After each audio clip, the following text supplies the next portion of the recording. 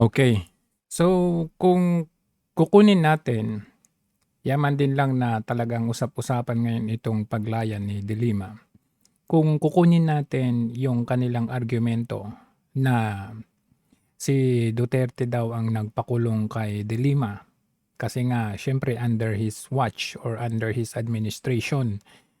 Kahit paulit-ulit na sinasabi ni FPRRD na he is out of hands doon sa pagdinig sa kaso ni De Lima, sinasabi ng mga kalaban dyan na si Duterte daw ang nagpakulong kay De Lima. O sige, sabihin na natin siya. Kung ganun din lang naman pala ang argumento nila, di yung paglaya ni De Lima ngayon sa administrasyon ni Bongbong Marcos, abay, kung ganun ang argumento, ang nagpalaya kay De Lima ay si Bongbong Marcos. 'Di ba? Para to be fair naman doon sa argumento nila na si Duterte. Kaya nga ganyan yung title natin kasi si Duterte ang nagpakulong kay De Lima.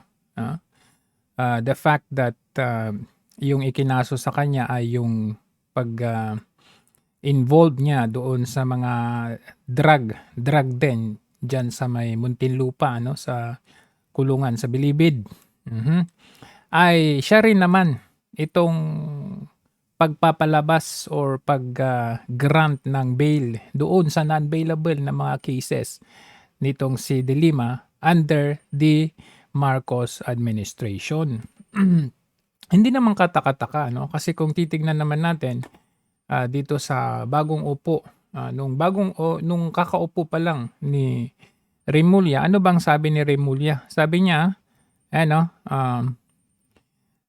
nung bagong upo niya nung July 22, sabi niya, he vowed to re-examine the cases against De Lima following the recantations of the key witnesses. Although sinabi niya na he kept his hands off a resolution in the Senate seeking the former senator's release from detention. Sabi niya, wala kaming dyan, kumbaga independent body kami, parang ganun. Hindi namin pinapakialaman yan, sabi niya. Pero the mere fact na he vowed to re-examine instead na hayaan lang ang hustisya na dumaloy, bakit nangingialam? 'Di ba? So eto, tingnan natin ito. Gaya ng sinabi natin, may wish pa siya na nag-good luck pa doon sa decision. Ito ba ay out of hands? Wala ba talaga silang pakialam? Bakit parang feeling natin napakalapit nilang dalawa, And of course, tingnan nyo nung time na hostage di umano nitong si De Lima doon sa kulungan, ay ito rin yung sabi ni Marcos na tila baga ay concern na concern, samantalang sa mga ibang PDLs, hindi naman concern. So dito, sabi niya, Abalos said Marcos told him to offer De Lima a transfer to another facility. So makikita mo talaga yung connection nila sa isa't isa na tila baga prior to yung pag-upo ni Bongbong Marcos and pag-upo ni Remulla as the DOJ secretary, ganun, napakahalata yung kanilang pagkaka-connect. So anyway, kung makikita nyo nga dito sa balita sa Philstar, October 2022 pa lang sabi ng US, ayan. Sabi ng US, led by Senator Edward Markey, sabi niya, ino-urge niya yung DOJ and urging the Marcos administration to review her case to ensure that her treatment comports with our collective values. Anong pakialam ng mga kano dito, di ba? We therefore urge you to immediately review Senator De Lima's case. Anong pakialam nila? Wala naman silang kaalam-alam kung ano talaga nangyari sa loob ng Pilipinas, di ba? Release her from detention. Oh, bakit sila ba yung may jurisdiction ba sila ng justice system natin para i-urge yung administration na i-release? October 2022 to is officially recognized the lack of evidence against her and drop all charges. Sino sila para magmando sa justice system natin? And di nga kinalaunan, di kinalaunan, eto na. At lumabas na nga itong si Remulla. At ito nga, tingnan natin yung kanyang interview dito. Well, it's the court that can actually see the situation. They're the ones who evaluate the evidence. And the judiciary is a very, very independent branch of government. We all know that. You have three branches, the executive, the legislative, and the judiciary. And all of them function well under a system of democracy. And it's a sign that the judiciary's independence cannot be questioned. Hindi pwedeng lagyan ng duda na malayang-malaya ang ating hudikatura na magdesisyon sa anumang bagay sa kanilang paningin ay tama at naaayon sa batas. Sabi niya independent daw. Kumbaga dumadalaw daw ang hustisya, sabi niya. So hindi daw sila nangingialam.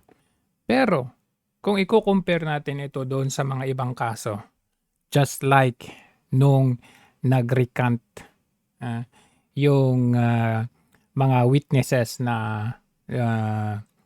nagtestigo laban kay former Congressman Arnie Teves. Anong sinabi niya? Ano sabi ni Remulla? Yan Sabi niya, these recantations cannot be taken lightly as they constitute a form of perjury without a doubt. There is perjury involved one way or another, either during their initial statements or now as they recant. So at any stage, whether or not, basta nag-recant sila, ay may perjury na nun, di ba? Ang tanong kasi natin dito is, yung pinaka-basic kung bakit na grant yung bail na non-bailable na kaso nitong ni De Lima ay dahil daw yung mga testigo dati na sila Ragos, sila Espinosa and the rest na nagtestigo laban kay De Lima, yung sinasabi nga nila ay sila daw ang nag-deliver ng pera doon kay De Lima, ay ngayon ay binabawi nila yung sinasabi nila. Ngayon, kung doon tayo bumabase at doon nga dahil doon sa nag-recant itong sila Ragos, sila Espinosa, ay somehow na-weaken, naging mahina yung kaso, kaya nag-grant yung bail na non-bailable supposedly. Abay, bakit itong noon kay Teves for example, nagre-recant na nga yung mga witnesses? Sabi tinatakot sila. Anong sabi ni Remulla? Wala silang, binayaran sila para bawiin yung kanilang sinabi. Kung sinasabi niya ngayon dito kay De Lima na out of touch daw sila dito, bakit dito kay Teves? Halos araw-araw silang nagpapa-interview, nagpe-press con na dinedepensahan nila laban doon sa mga nag-recant. Di ba? Conflict na yun. Kala ko ba fair yung justice natin? Ito yung nakakatakot dito Kasi itong mga nag-recant dito kay De Lima, ni hindi man lang nila pinatunayan kung totoo mang tinakot sila o hindi. Basta na lang tinanggap ng korte na tinakot sila at tinanggap na lang yung ang kanilang recant dahilan upang i-grant yung bail. Sa kabilang banda, dahil kalaban nila si Teves, nagre-recant na nga yung tao.